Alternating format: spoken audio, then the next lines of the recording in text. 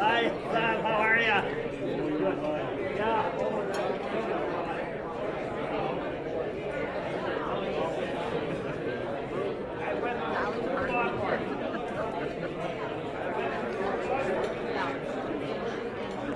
I don't know, I saw on the Hallmark Channel one Sunday afternoon, I had nothing to do, a movie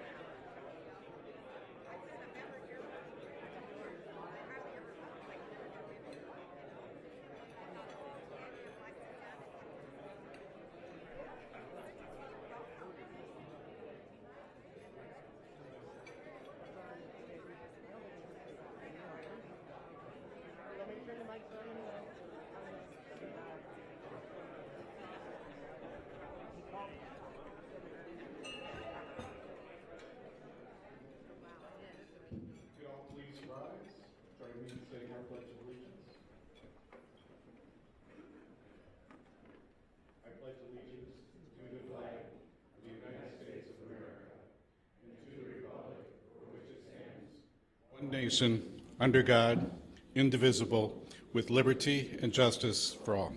Before our invocation, can we have a moment of silence for Elise Meyer, who passed away last Tuesday? Elise is the wife of Paul Meyer and mother of Chris Meyer.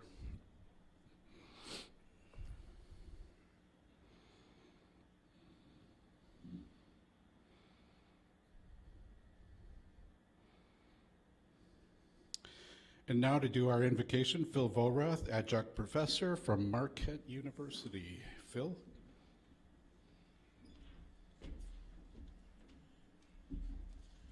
Thank you. If we'd Bow our heads, please. God, we lift up our prayer for our country. We ask that you would bless our country with your wisdom, your love, and your compassion. May we be a people who are pursuing you and your plans for us individually and collaboratively. God, we lift up our prayer for our leaders, like Senator Johnson here. May these servants who are in positions of authority take that responsibility seriously and do their best each day. May they realize their need for you and your direction. May they call for your voice as they make their decisions, and may they follow your guidance. May they have a passion for people, truth, and for freedom for all. God, we ask for blessings for our servicemen and women. We ask protection for all of our men and women in uniform, both here and around the world. We are grateful for their service and their dedication to keeping all Americans safe. We pray that you would keep them safe as well. God, we thank you for our blessings of life and liberty. May our country continually show love and honor to you. May our dedication to you cause us each to reach out to all the other nations and people with a strong desire for peace, harmony, and respect for human life. Truly, this land is my land and this land is your land, from California to the New York Island, from the redwood forest to the Gulf Stream waters. This land was made by God for you and me, and for every American, regardless of race, color, or religious faith. Amen. Thank you, Phil. Now to do our greeting, Tom Bentley, past president and owner and board chairman of Bentley Worldwide Packaging. Greetings to all today. Thank you so much on behalf of all your past presidents and your club for coming today. And I just want to thank you especially for skipping Summerfest so that you could be here. So with that, I have the pleasure of introducing our guests. And as you're called, if you're a guest, please stand up. We will applaud all of you as a group after all have been introduced. So standing up one at a time, Senator Johnson has Brian Reisinger and Will Allison. Would you please stand if you're here? Beth Heller has Kathy Clark. Kathy, are you here? Stand, please. Thank you. Pat Cronin, Dave Kleiber. Here. Thank you. Ellen Redeker has Roger Pillsbury and Aaron Wilson. Thank you for standing. Dan Conley has Kenyon Terrell and Jeremy Wadajo. I hope I got that right.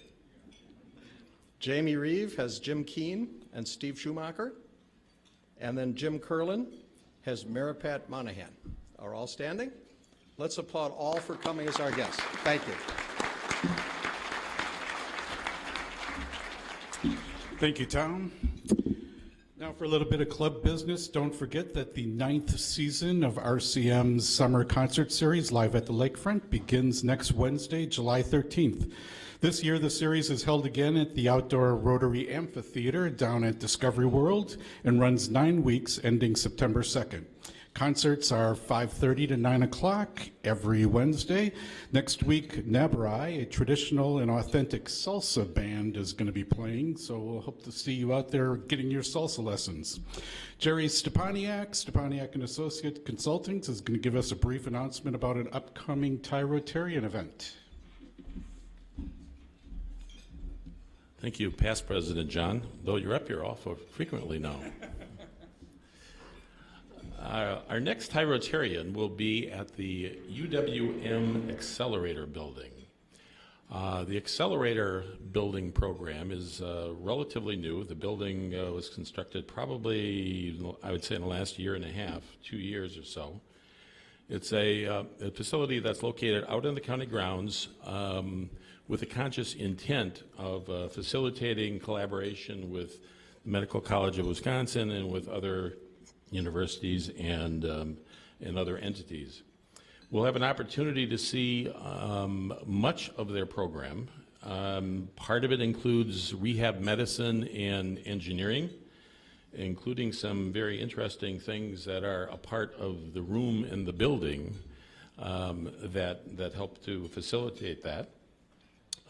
They have some drug development going on in that building, some bioengineering, biosensor engineering, which is talking about the detection of contaminants in the environment.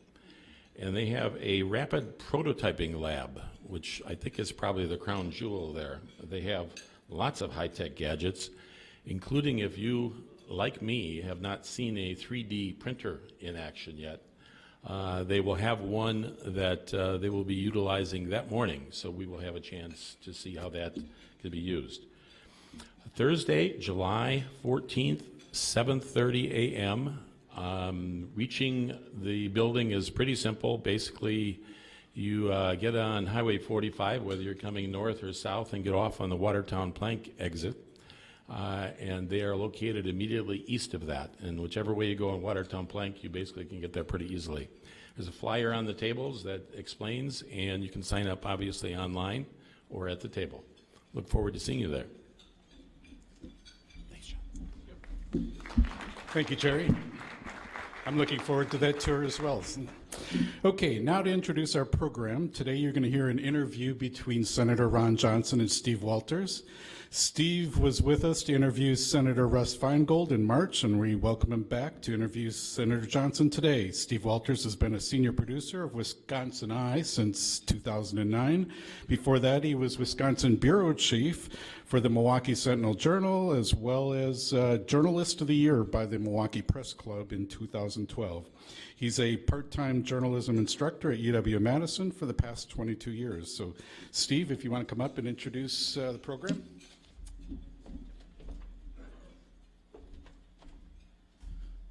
Thank you to the Rotary for letting WisconsinEye be a part of this. The format is the same as with Mr. Feingold in March. Senator Johnson will give opening remarks. I will then ask questions, and at 1 o'clock, from 1 o'clock to 1:15, we will go to your questions. Republican Senator U.S. Ron Johnson was a business executive. He ran a manufacturing company in Oshkosh. When he ran for the U.S. Senate in 2010, he was elected, defeating then incumbent Senator Russ Feingold. He now is chairman of the Senate Committee on Homeland Security and Government Affairs. He also serves on the Senate Committee on Foreign Relations, Senate Committee on the Budget, and Senate Committee on Commerce, Science, and Transportation. He's finishing his first term. Without further ado, would you join me in welcoming Senator Johnson?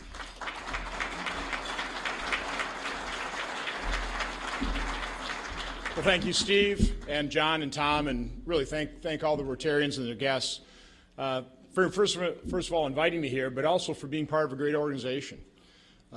Before I ever ran for the U.S. Senate, my background is educationally accounting, ran a manufacturing plant producing plastic materials, exporting to 20-some different countries around the world. So I'm a manufacturer, but I was really involved in my community on a volunteer basis, particularly for education. First with the Catholic school system. By the way, I'm on Team Luther, but I wanted to make sure that the Catholic school system, which was the stronger private sector education system in Oshkosh, could survive. And it's difficult, it struggles. But then also as the business co-chair of our Partners Education Council of our chamber. And in that involvement, in that community involvement, certainly what I found out is that it's these community organizations. It's really what Alexis de Tocqueville found out about America, too, that these civic institutions really make America strong. And I think one of the main reasons it does is, as we see, and we'll talk about this, I'm sure, that on the federal level, government level, all the division, all the divisiveness, all the politics that are played, all the partisanship, you don't see that on a local level. I'm not saying it doesn't exist, but in general, what I found is at a community level, whether it's the chamber or it's the Rotary, it's just community members coming together to solve a problem. Trust me, in the Partners Education Council, we had all the stakeholders. We had college professors, we had school administrators, we had K through 12 teachers, we had the Catholic school system, the public system, we had businesses. Politics never came up. We had the most liberal, I would say, law professors, most conservative business people. Never came up. We were just concerned about what we need to do to improve education for our kids. And an organization like Rotary, by the way, I've always loved your 4 tests. Is the truth? Is it fair? Will it be beneficial? And is it beneficial to everyone? And will it foster goodwill and better friendships? And those are pretty good tests for basically human activity. And so again, I just want to thank all of you for being involved in a great community organization. This is really where I think these problems are solved at a local level. We just celebrated the 240th anniversary of the marvelous signing of a marvelous document, the Declaration of Independence. As a business person, I certainly found it was very helpful to have a mission vision statement for my business. Well, I think within that Declaration of Independence is probably the most wondrous vision statement for self-governance ever written by mankind. We hold these truths to be self-evident. I love that word, self-evident. It's just so obvious. It's so obvious that we are endowed by a creator with certain unalienable rights. Among those are life, liberty, and the pursuit of happiness. There's something every American can agree with, which is really, I think, the main part of my opening remarks, and then hopefully we'll continue it through the question and answer period, but it's finding areas of agreement. I was in business for 30-some years. I did a lot of negotiating. I didn't sit down at the negotiating table and start arguing right off the bat. It's not very productive. What I would always do is I'd lay out all the areas of agreement. It developed a relationship, a level of trust with my negotiating partner. And so at the very end, when you finally came to those areas of disagreement, it was a whole lot easier finding common ground. So my assumption here is we have a bipartisan crowd, and that's great. So let's start a political discussion on an area of agreement. We share the same goals. We all want a safe, a prosperous, and secure America in Wisconsin, in Milwaukee. We're concerned about each other. There's no one political party that has a monopoly on compassion. We all want all of our fellow citizens to succeed, to have an opportunity to build a good life for themselves or family. Isn't that also self-evident? Isn't that also obvious? If we start from that assumption that whoever we're talking about with any kind of political discussion is we share the same goal of wanting this country to succeed and all of our fellow citizens to have a good life for themselves or family, trust me, it's a whole lot easier finding common ground. And we have enormous challenges facing this nation. As chairman of the Senate Committee on Homeland Security and Government Affairs, I'm often asked, what is the greatest threat facing this nation? Now, I could run down a whole list and ruin your day. And it's up to Steve whether or not he runs me through that list and I do ruin your day or not. But I've been answering it a little more unusually recently by saying it's the denial of reality. It's an affliction that, on a bipartisan basis, too many people in Washington, D.C. suffer from.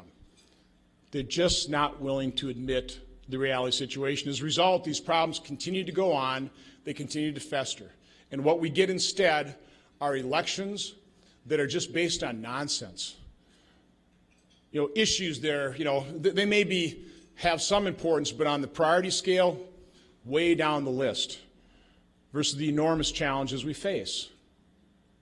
Now, one of the things I did as chairman when I took it over in 2015 after the 2014 election is I actually worked with my ranking member, Tom Carper, the former chairman, and we developed a mission statement. It's a pretty simple one: to enhance the economic and national security of America. Economic and national security, they're inextricably linked. But the benefit of doing that is it accomplished two purposes. First, it started our new relationship as chairman and ranking member on an area of agreement. And who can disagree with that? To enhance the economic and national security of America. It also set the tone for our committee. It directed our activity. By the way, in running what historically had been a very bipartisan committee, it still is. I think we're one of the few committees that we interlace Republican, Democrat, Republican, Democrat. We don't take sides. We have a Republican sit next to a Democrat around the committee hearings. But by focusing on areas of agreement, there's so many problems out there. There's so many issues that need resolution. When you concentrate on problems that we can agree on what the problem is, and then work on a bipartisan fashion to find agreement on solutions that actually solve the problem, it's amazing what you can accomplish. As Harry Truman said, it's also amazing what you accomplish if you do not care who gets credit.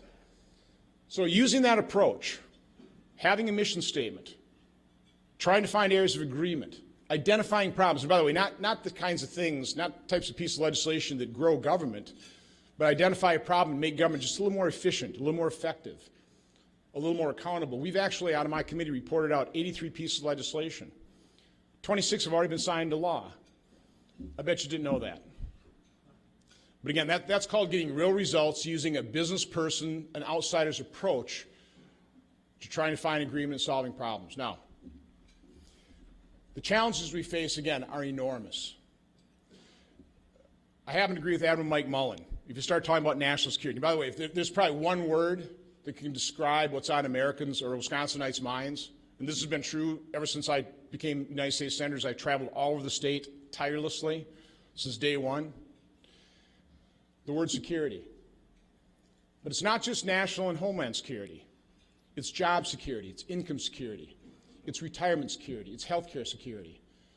People are concerned, and they are justified in being concerned about that security. But I'll tell you what, the number one component of solution to solve all the problems, Admiral Mike Mullen said that the greatest threat to our national security is our debt and deficit. So again, we got problems obviously on the homeland security with ISIS now inspiring and directing these terrorist attacks. National security, the world has not improved over the last few years. Our debt and deficit is enormous. Over the next 30 years, according to CBO, the projected deficit will reach about $103 trillion. That's not debt, that's just the deficit. Tack that $103 trillion on to $19 trillion, you're up to $22 trillion of debt within 30 years, which we know, I got white hair, 30 years goes by like that. So all these problems are debt and deficit, national security, homeland security, the fact that wages have stagnated, and that's true. The number one component of a solution for all these problems, not a panacea, won't solve all the problems, but is the number one component is economic growth. Let me demonstrate to you how powerful economic growth is, even with the meager economic recovery we've had since 2009, the trough of the revenue. Revenue has increased to the federal government by about $1.1 trillion per year with meager economic growth. We've been right around 2%, maybe a little less than that since the recovery. Historically, for 100 years, America grew at about 3.5%. So if we grow, for example, from 2% to 3%, that would add $14 trillion in economic activity over 10 years. 2 to 4% adds $29 trillion. So again, as a business guy, as a manufacturer, somebody actually does root cause analysis, knows how to solve problems, there you go, there's a solution. We've got to grow our economy. Rather than demonize and demagogue success, which is what happens in a political environment. You pick out the business and it's got big attached to it, right? Big oil, big farm. I don't know, silly me. Am I the only guy that literally drives my gas tank down where I got 10 miles left and I'm really glad there's a gas station on the corner? Am I the only guy that wants life-saving new drugs? Demonizing and demagoguing success destroys the very fabric of this nation. We need to incentivize and celebrate it. Now, the good news is we actually know how to grow an economy. As America, we've done a marvelous job. Again, yesterday was our 240th anniversary, July 4th, 1776. This, what I call a marvelous, this wonderful, this precious experiment in self-governance and limited government, America. There was another thing that was birthed in 1776. It was Adam Smith's The Wealth of Nations. I didn't realize that. I just by happenstance. I'd never seen that connection before. But it literally was Adam Smith's concept of an invisible hand, which was revolutionary in economic thinking, where you literally had billions of individual consumers making billions of individual consumer decisions, just magically, through that invisible hand, moves economic activity in the most efficient manner. You combine that notion of a free market, competitive, cooperative system with this marvel of a vision statement of self-governance. We hold these truths. And we end up with the American economy. And we end up with America. We are about 5% of the world's population, yet we represent 20 to 25% of the world's goods. That's a marvel. That's because of men and women like you, people that want to build something, that aspire to innovate and create, provide opportunities and great paying jobs for your fellow citizens. That's what made this country great. Individuals operating within this system of individual liberty and freedom, and embracing an economic system that allows them to flourish and have our economy flourish. It's not because of big government. You know, our founders were geniuses. They truly were. By the way, Peggy Noonan has a great column in Saturday's Wall Street Journal talking about these clusters of geniuses. We've been so fortunate throughout our history to have these clusters, certainly in our founding, but our founders obviously came from, and their heritage was dictatorial monarchies and aristocracies. They understood that as men and women, if we don't want to live in chaos and anarchy, we have to have government. But they understood that government wasn't created here to solve our own problems. They understood that government, by and large, was something to fear, because as it grew, our freedoms, which they valued above all else, and shouldn't we all? What's more important than individual liberty? Your life, your liberty, your God-given right to pursue your own dreams, pursue your own happiness. What is more important than that? Our founders understood that as government grew, their liberties necessarily receded, which is why they tried to put a framework in place to limit the growth in government. But over 240 years, there was about a 2-hour meeting in the White House. President Obama joined us for the last half. He was sitting right next to me. When I had my turn to speak, I had my little 30-year deficit chart all ready for him. You know, it's the one that I've included in my PowerPoint presentations. By the way, I've given that PowerPoint presentation. This would be a massive audience to about 17,000 Wisconsinites, just trying to show them the reality of the situation. You'll never solve a problem if you don't first admit you got one, right? So we're in the White House, and President Obama joins us for the second half of that meeting. I slid my little deficit chart under his nose. I said, Mr. President, I'm a pretty small voice. You're the president. You got the bully pulpit. Please use it. Take the American people the truth. Show them the depth of the problem so collectively we can take that first step in solving a problem, which is admitting you've got one. You know what he said to me? Now, again, this is a president of the United States, just got reelected, August of 2013. A president at that point has the maximum amount of political capital and ability to actually do something for the American people to this position today, facing these enormous problems that we're just not addressing. So I'll finish it. I literally didn't think President Obama had a chance of getting reelected. Obamacare, $1 trillion deficit. So my game plan was to spend 2 years, get up to speed, try and get some measure of this massive federal government. And then give it a shot, 4 years. Work with hopefully a serious president, somebody who's willing to take the American people the truth, take tough votes. The kind of votes that probably wouldn't allow me to get reelected. That's exactly what Romney wanted to do. I endorsed him because when I met him before the Wisconsin primary in 2012, he said, Ron, I expect to be a one-term president. I'm going to fix these problems. It won't be popular, won't be fun, probably make it impossible for me to get reelected, but I intend to do it. And then when he picked Paul Ryan to be his running mate, I knew he was darn serious. So if there's one thing I represent to Wisconsin, it's that seriousness of purpose. My guarantee, I will tell you the truth. I will lay out the reality. I've done it across the board in a host of issues as chairman of the Senate Committee on Homeland Security and Government Affairs. That's an important position. It can be very beneficial to Wisconsin in that role, because you will never solve a problem unless you're willing to actually face your reality, define it properly, identify it. Root cause analysis, that's what my manufacturing background taught me. But in the end, having the courage to admit you have it. So again, thank you, Rotarians. Thank you all for inviting me here.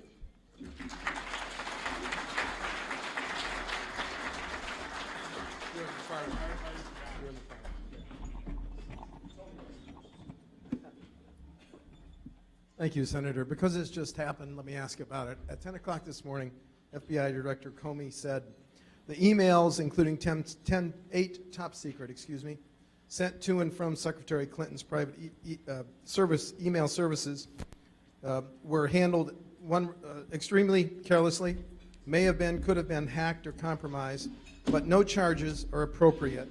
Director Comey said no reasonable prosecutor would bring charges. Your reaction to that, sir? Well, it's not exactly absolution, is it? Didn't Hillary Clinton repeatedly tell us there was no classified material? And then didn't she also tell us there was, okay, well, maybe classified material, but it was never marked classified material? There's 2 lies. And I guess the other question I'd have, what's the difference between extremely careless versus grossly negligent, which is a criminal standard?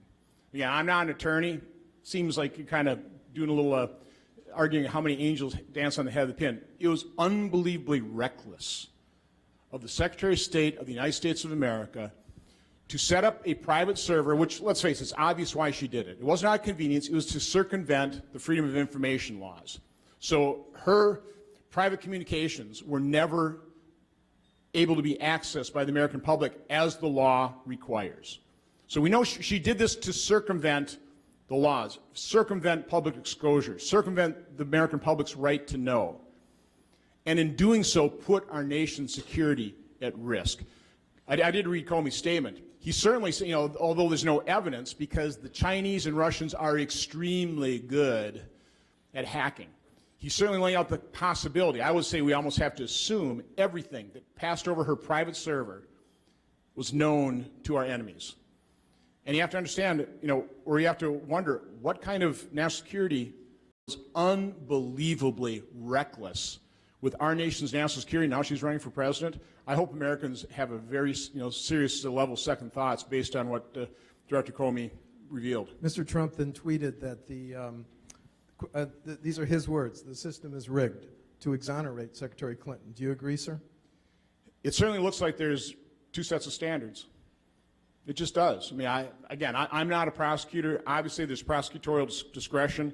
I'm having my staff look at it right now in terms of some of the claims that James Comey made in terms of, every other instance there was, willful intent. And I mean, there was pretty much willful intent in some of these emails we've already seen.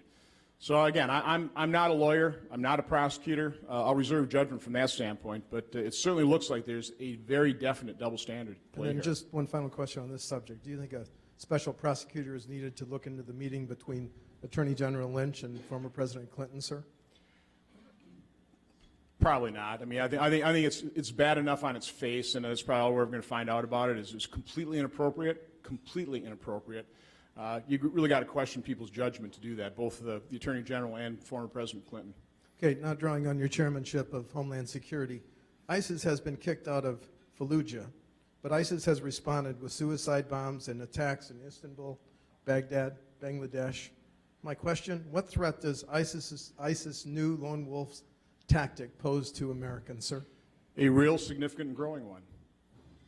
I mean, it's that simple. New York Times had a really interesting piece, I think it was over the weekend, and it laid out since September 2014, which, by the way, that was the month President Obama laid out America's goal as it relates to ISIS, which was to degrade and defeat ISIS.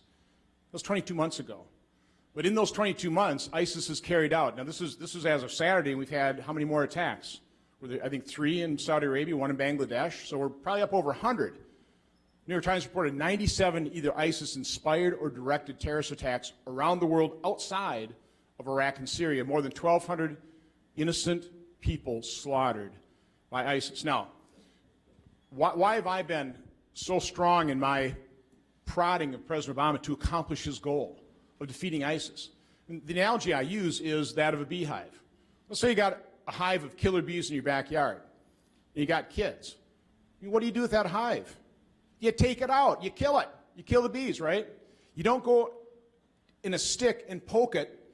I mean, you might damage the hive, which is what we're doing. We're doing some damage to ISIS in Iraq and Syria, but you got to take them out. You got to defeat them, because what's happening right now, just like that beehive, they leave the nest. They set up other hives.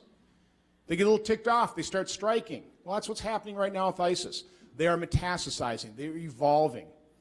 They're like a cancer. I mean, what are you supposed to do with the tumor? You take it out before it metastasizes. We haven't taken it out. It's metastasizing. It's spreading. And think of what ISIS has been able to do for the last 22 months in their territory, which they control. They have access to university research labs. You know, we've captured one of the Iraqi chemical weapons experts. He's been seeing like canaries, so we've been able to take things out, but they've been producing probably chemical weapons. They've been training. It is chilling. I've seen videos of people who have escaped ISIS describing the training of children to behead and, you know, carry out this barbarity. So ISIS has been training their operatives now for 22 months. We talk about lone wolves. Now they're talking about wolf packs. That's what we saw in Brussels. Okay, that's what we saw. You know, again, that's what we saw in Istanbul. Now it's not just a lone wolf; it's packs, and it's not only just inspired. Now it's directed. You think this is going away? It's obviously not going away. So are we going to finally, once and for all, start with the first objective: take out ISIS? It's literally at least 20 months too late. And so these wolf packs are already trained. Some have already been deployed. But better late than never. Should we as Americans change our lifestyles in the light of the new ISIS tactics, sir? No, but let's put pressure on a political leadership to accomplish the goal of defeating ISIS. That's what we have to do. Again, that's just the first step, folks. But it's the most important one. We've got to deny them that territory. We've got to end that caliphate, because every day that goes by where they exist, they're going to be perceived as winners. They're going to continue to inspire. They're going to be able to recruit. They're going to be able to continue to metastasize. You got to take out that tumor. You got to take out that beehive. That's the first step. But then you have to remain committed as a civilized world to isolating and finding Islamic terror wherever it resides. You understand the numbers that we're talking about here? There's about 1.6 billion Muslims. Even if the adherence to this barbarity is only 1/10 to 1%, that's 1.6 million people. I don't know what the percentage is. I can't get that out of anybody in terms of testimony. But this is a serious threat. It's not going away. Islamic terrorists declared war on America at least as far back as 1993 when they first tried to bomb. By the way, you know how big that bomb was in the World Trade Center? It was 1,300 pounds. It killed 6 people, injured about 1,000. And we treated that like a law enforcement problem. By burying our heads in the sand, by denying the reality, not taking out Osama bin Laden when we had a chance, we got 9/11. Not leaving a stabilizing force behind in Iraq, like we did in Germany, Japan, and South Korea. We allowed ISIS to rise from the ashes of what was a thoroughly defeated al-Qaeda in Iraq. Now we're dealing with the aftermath. 12,000 innocents slaughtered outside of Iraq and Syria. Are we going to wake up? Are we going to face that reality? Do you have confidence in the judgment of President Trump to conduct American foreign policy, including the daily crisis in the Middle East for the next 4 years, sir? Any president's going to need extremely good advisors. Is that a yes? Any president's going to need extremely good advisors. While we're talking about Mr. Trump, should those that contemplate a challenge to Mr. Trump at the Republican National Convention, should they not go through with that, sir? I'm not a delegate. I'll be here in Wisconsin, so I don't know what I can't predict it. You know, Steve, it hasn't come across. I'm not a political pundit. I'm not a politician. I'm a citizen legislator. I'm a manufacturer from Oshkosh. I've got my own things that I can do to contribute to this process. So, Chairman of Homeland Security, I've got a serious responsibility. I'm focused on those things. Thank you. Speaker Ryan told TMJ Radio this morning that the bill he will ask the U.S. House to approve would allow law enforcement to go to court to try and block a gun sale to someone on the no-fly list. Is that a bill you could support? Well, I actually offered an amendment. Had I had more time, I was really hoping Susan Collins' bill, I was hoping Senator Collins and the people who support her bill would go a little bit further and offer the constitutional due process up front. Put the burden of proof on the government, not on an American citizen. Had we done that, which is what my bill did, but again, I was hoping that she'd be able to offer hers, so the vote happened way too quick. I couldn't have enough time to sell my amendment. I did get 31 Republican senators. They barely had a chance to look at it, okay? So I think had I had more time, I think that really is the sweet spot in terms of how we actually solve this problem. Nobody wants to see a gun or any weapon get in the hands of terrorists or would-be terrorists. But we need to be extremely cautious. These lists, trust me, members of Congress don't really understand these lists. I've been in the conference rooms. They don't understand. By the way, there's nothing actually called the terrorist watch list. Do you realize that? there's a tied database, okay, there's the terrorist screening database, and then there's sublists from there. They're lists, very imperfect. You know, you can get on a list if you got somebody who's not too nuts about you and they call in some pretty nasty accusations to the FBI.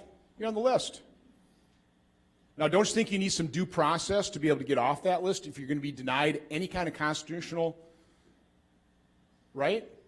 Or even the right to fly, which is not a constitutional right?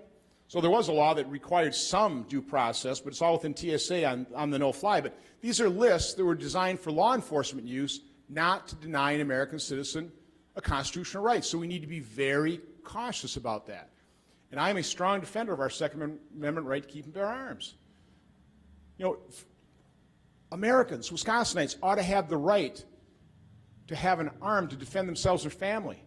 And let's face it, the Second Amendment was really instituted by our founders, again, concerned about tyranny. And that's also an important aspect of this thing as well. So again, I'm going to strongly support and defend the Second Amendment. But we can do this reasonably, and here's the problem, is Democrats really don't want a solution. I hate to be partisan, but they don't, because they could have a solution. They could have joined Chuck Grassley a couple years ago and strengthened laws against straw purchases. They could have joined my amendment, which actually has a chance for passage. We've got 31 Republicans. If we would have got 46 Democrats, the House would move on that. It'd be law. And it would have addressed this. It would have kept guns. It would have given the Justice Department the ability to block that sale and then give an American citizen due process. But they want an issue.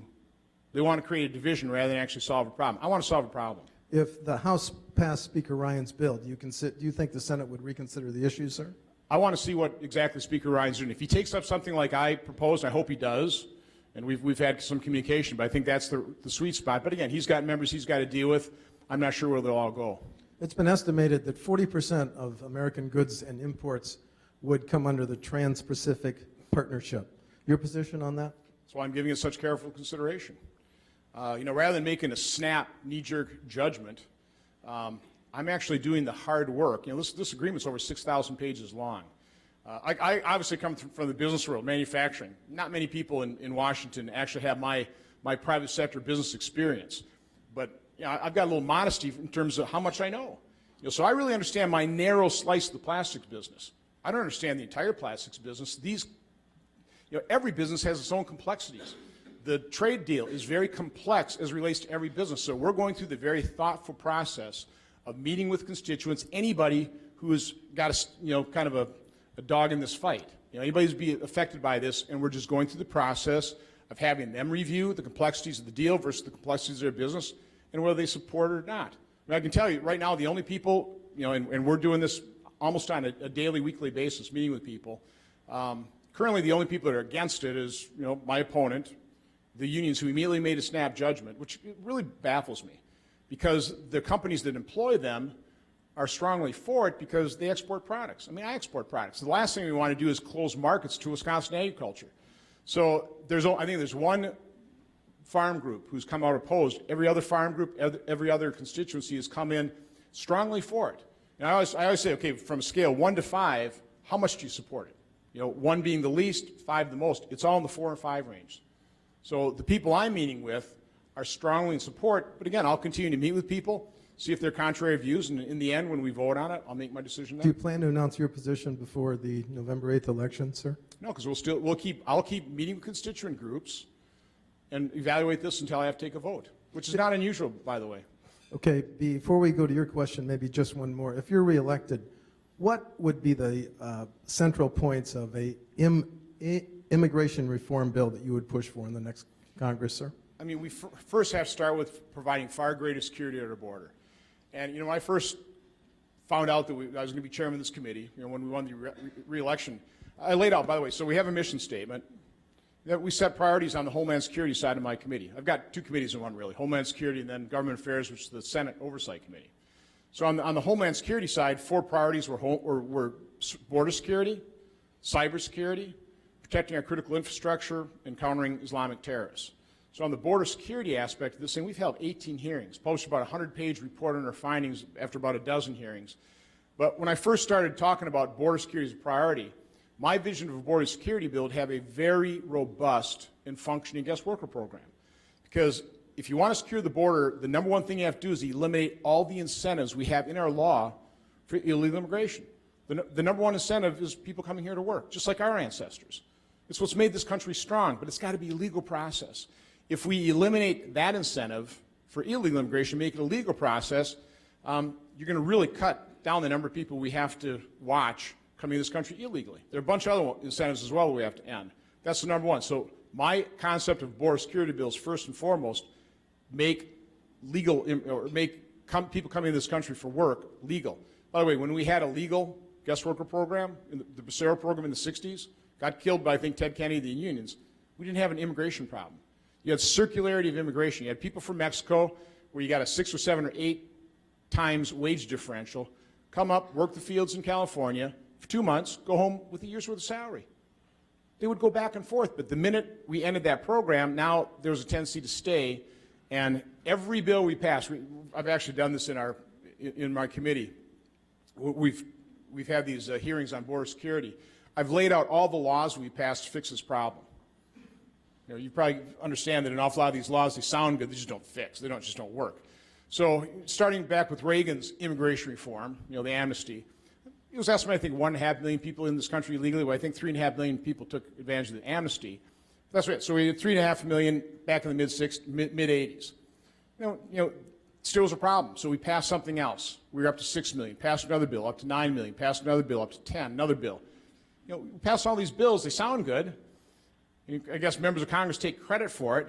Still doesn't solve the problem, and we don't do a real good job like we do in the private sector, looking back and going, that didn't work. Maybe I'll try something different. Thank you. Now it's through until 1:15. We'll take questions from the floor. Sir? The question is your thoughts on releasing the prisoners, from Guantanamo. Sir? It's crazy.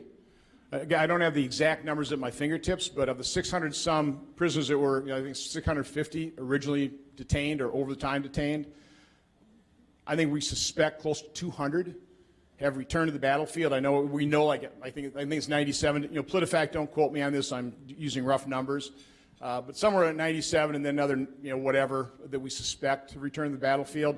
You know, the people that are left there now, I think we're less than 100. Let's face it, they are the worst of the worst. They're unlawful combatants. You know, we're affording them all kinds of due process rights. You know, I think they get a hearing every year. I've been down to Guantanamo, a first-class facility. They are treated with better humanity than they've ever been treated anywhere else. You know, there's one guy, they tried to send him back, he didn't want to go. Okay? So no, I mean, if you want, the number one line of defense to keep this nation safe is an effective intelligence gathering capability. The best way to gather intelligence is to capture operatives, and then over time in a place like Guantanamo, I've talked to the interviewers, because that's what they're interviews. That's the way you gather intelligence. You interview people over a long period of time, multiple operatives. You start finding the discrepancies in the story. You start drilling down, and you start getting things revealed to you. Okay, so that's how you gather intelligence. But President Obama, because he's had, from my standpoint, a crazy policy of shutting down Guantanamo while we are at war with Islamic terrorists. And by the way, they declared war on us, not the other way around. We've been trying to avoid it like a plague. But they declared war on us. We better recognize that reality. But the best way of doing it is capture, detain, and interview over a long period of time, because we need that intelligence. Next question, please. Senator, entitlements are the biggest driver of our federal budget deficit. I'm wondering, maybe Social Security, Medicare, Medicaid, I'm wondering your thoughts on Sure. Well, let me break down the $103 trillion because it's easy to break down. Over the next 30 years, Social Security will pay out about $14 trillion more in benefits than it takes in the payroll tax. Medicare, about $34 trillion. The rest of the $103 trillion, somewhere around $53 trillion, is interest on the debt. So if you want to avoid spending $53 trillion on interest to our creditors, we have to fix Social Security and Medicare. Now, the biggest one is Medicare. From my standpoint, and I talked about the marvel of a free market system, right? There are two areas of our economy where we've really removed basically the disciplines of the free marketplace. Education, because government by and large has a monopoly on it, and healthcare. Government pays for 40-50% of healthcare, monopoly there, and then it's all a third-party payer system where we disconnected the consumer of the product from the payment of the product. What's unfortunate about Obamacare is we were actually moving in the right direction in terms of healthcare, of reconnecting the consumer with the payment of the product. Things like HSAs, higher deductible plans. In my business, our premiums going through the roof. So I went to the people who work with me and said, listen, let's take advantage of HSAs. We're going to go to higher deductible plans, and the money we save in premiums, I'm not going to put that in my pocket. I'm going to distribute that to everybody in HSA accounts. Now, that's putting money in their pocket. It's their money. It's in an account. If they use it for health care, great. If not, they can have it for retirement. But now they are in charge of making consumer decisions, and the result of that was things like, places like Walgreens, Walmart, CVS, the marketplace developed walk-in clinics. So rather than taking your kid to an emergency room to get a ear infection diagnosed for $150, $250, you go into Walgreens and a nurse practitioner does it for $35. The marketplace is a marvel. So that's the direction. That's what we need to do across the board, is re-inject free market disciplines in our healthcare system. Social Security is a tough nut. I know a lot of people say, well, let's lift the ceiling on what's subject to FICA. Well, it'd be an enormous tax increase, and you're not going to get the revenue you expect to get out of it. So that's all statically scored. I hear all the time, well, let's just raise the retirement age. I've actually laid out, by the way, a solutions menu, not my solutions, but just laid out things that have been proposed that have been scored to fill that $14 trillion hole. If we increase the age from 67 to 70 over just a 4-year time period, you know how much that saves the $14 trillion? By the way, that's the solution everybody proposed. We'll just increase the age over a long period of time. 67 to 70 over 4 years, that saves $1 trillion. You got $13 trillion to go, which is why I go back to economic growth. It solves so much of the problem. Have more wages at that FICA rate right now, and you'll have a lot more money flowing in the Social Security system. So I'll go right back to that. We've got to grow our economy. And by the way, the way we have to do that, we have to reduce the regulatory burden. We have to have a competitive tax system. And while we all want a clean environment, that's a goal we all share, that's a good thing, let's utilize our God-given energy resources. Let's keep energy prices low so we compete in a global marketplace. Question? Yes, sir? Sir, you talk about the Caliphate and ISIS having declared war on us. I'm sure that as much as the administration is plotting to defeat ISIS, as you called for, there's folks over in the Middle East doing the same as us. How do we defeat ISIS and the collateral damage that is incurred as we go after these hospitals or schools or wherever we think they are with our drones? How can you love somebody who just destroys your family? The question is, how do we defeat ISIS, and especially relevant to that is the collateral damage to civilians in schools. Sir? So the model I've used, again, I'm not any way, shape, or form saying this is the troop level we need, because I don't know the troop level. By the way, I've never stated the troop level. I've talked about how many stabilizing troops the generals asked for in Iraq. But George H.W. Bush, I think, laid out the model that can be followed in the first Gulf War. He assembled a committed coalition of the willing, very specific goal, which he met, and the effort was over. But in the first Gulf War, President Obama assembled a coalition. They provided 250,000 troops to the effort. America provided almost 500,000, but our coalition partners provided 250,000 troops to push Saddam Hussein out of Kuwait. They also paid for about 85% of that effort. Now, only America can lead and develop that coalition, but we're not leading enough. And I realize it's a difficult problem. It's a fine line.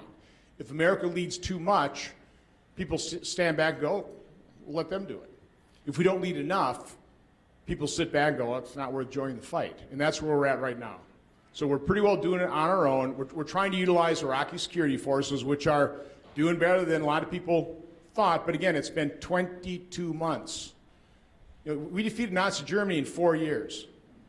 22 months. We had Brett McGurk, who's a good man, a really good man, kind of leading that effort in Syria and Iraq for the administration. He was in front of our Foreign Relations Committee last week, and I asked him about that 22-month time frame. He said, well, Senator, we got a three-year strategy here. So when did that start? September 2014. Again, we're 22 months into it. Do you think we're going to complete the goal of defeating ISIS in the next 14 months? It doesn't look like it. But again, a committed coalition of the willing, of the civilized world. And by the way, every day that goes by, every terrorist attack in another country Understand how global this is. Should make it a whole lot easier assembling that committed coalition of the willing, but again, we've got to remain committed long term, not just defeating ISIS, but now finding these nests wherever they are. And this is a long-term project. I'm not saying anything's easy about it, but if you want to face reality, and we have to face reality, we better start now. Again, it's reality I wish we didn't have to face. Do you think we, our Congress, is committed? Is Congress committed? We would be if we were asked. You know, it galls me. People say, well, you haven't passed authorization for use of military force. Well, President Obama is claimed he's got one. By the way, I would basically disagree other than by precedent. I mean, you read the authorizations he's using, it does not apply to this situation. It just doesn't. Read the wording. But he claims it.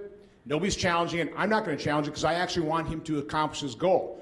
The problem is when he's come to us with an authorization for use of military force, it's weaker than the one he's currently using. It would tie his hands. He would actually tie the hands of his predecessor. That's why we haven't passed an authorization for use of military force. We need a declaration of war. And I've read these things out loud in Senate Foreign Relations Committee hearings. I've read the declaration of war against Japan and Germany. Now there's declaration of war. There's a full commitment on the part of Congress and the American public to wipe out the enemy to accomplish the goal, which, by the way, I would never vote for an authorization unless I understood where the strategy was. I mean, I need to see, okay, how are you going to accomplish the goal? And then a commander-in-chief that was completely committed to accomplishing the goal. I would not put at risk the life and limb of any of the finest among us without that commitment and without a strategy that I thought could work, and I haven't seen that yet. We have time for 2 more questions. Yes, sir? Following up on the ISIS issue, you say we need to go in and wipe them out with a coalition of the willing. What do you think is the level of military involvement that would be required, and what would that do to recruitment efforts of other terrorist groups when we bring increased military force to bear in the area? Level of military involvement to wipe out ISIS. Our coalition partners, I think, in many respects, again, we've got very capable military coalition partners, and they would be fully engaged in the fight right with us, but America's going to have to lead, okay? And we've got marvelous technology to lead with. But what we really need is certainly the Sunni Arabs, and quite honestly the Shia Arabs and the Kurds, to then, when we clear the territory, to hold it. And of course, that's what George W. Bush did with the surge. You know, the Anbar Awakening. We had the Sunnis on our side, and when we cleared an area, when we defeated al-Qaeda, they went and held the territory. And so that's the primary requirement of coalition partners in terms of Arab states is they've got to go and hold those territories. Sunni areas by Sunnis, Shia by Sunnis, Kurd by Kurd. So military force due to recruitment efforts for other terrorist groups to get other people involved in those terrorist activities. Could the recruitment efforts be worse than they are right now? Yes. I mean, I don't know. No. I think right now people are being, look at all the affiliated groups that weren't ISIS, weren't al-Qaeda, but all of a sudden they're claiming ISIS. You know, they see success, they see a caliphate, so they're pledging their allegiance to ISIS. No. The rise of ISIS, the territory they hold, which is key to having that caliphate, that is what is inspiring the foreign fighters who are called by their ideology to do this, to be recruited and be involved in the process. Now, it is true. We're making some progress. Right now, ISIS is saying, okay, it's hard to get into Iraq and Syria. Not a problem. Kill where you are. And that's what we're seeing, as well as the training over time, the migrant flow. The operatives are streaming out these wolf packs, and we're starting to see the results. It's not going to end. So I would argue the recruitment ability is going to be dramatically reduced once we destroy that caliphate. We have time for 1 more question. Yes, sir. Let's end with infrastructure, a different topic. We could have fixed the infrastructure 7 years ago and created jobs for every level of this society. We didn't do it. When are we going to fix the infrastructure this time? First, we want to fix highways, bridges, etc. It's one thing that has unanimous support in Congress is infrastructure. How do you pay for it? It is a tragedy that we spent $800 billion, and I can't get an exact figure on how much was actually spent on infrastructure in the stimulus. I think it's way under $100 billion. $800 billion buys a lot of infrastructure. You know, we've got about a $15 billion per year shortfall in the Highway Trust Fund, which I would argue is probably inadequate. We probably need to spend more. But we argue over $15 billion in a budget that exceeds $3,600 billion per year. Are you telling me you can't find $15 billion in a budget that's more than $3,600 billion large of lower priority spending to put toward what everybody considers a very high priority spending in terms of infrastructure? So this should be easy to solve. It would require presidential leadership that isn't going to continue to mortgage our kids' future, because that's where the hang-up is. How do you pay for it? I mean, I would argue don't spend money in some of these duplicated programs, some of these, and it is, by the way, it is true. There's a lot of waste and duplication in the federal government. We need to attack that, and we could easily pay for the infrastructure spending that I think everybody agrees is a high priority. Maybe moderator privilege, one last quick question. If Secretary Clinton won on November 8th, do you think the Senate should confirm Judge Garland, who you've met with? Well, we're certainly going to be faced with that kind of problem. I'm hoping that's not the case. I mean, I want to make sure that we only confirm judges to the bench. And I think that's the stumbling block right now, is that you know, anybody that President Obama and Justice Garland certainly fits this mold from my standpoint, super legislator. You know, people that will legislate from the bench rather than, you know, have the fidelity, the integrity to the written word of the law and the Constitution. You know, I didn't get elected. You know, people supported me, didn't elect me to confirm super legislators to the Supreme Court. They elected me, voted for me to only vote for confirmation of judges like Scalia. Thank you. I want to respect the Senator's time. I want to respect your time. And would you join me in thanking Senator Johnson? Well, thank you all. Appreciate it.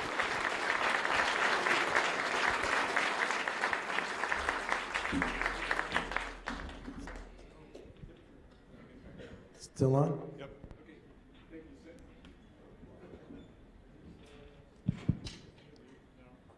Hello? Okay. So thank you, Senator, for coming here to speak with us today.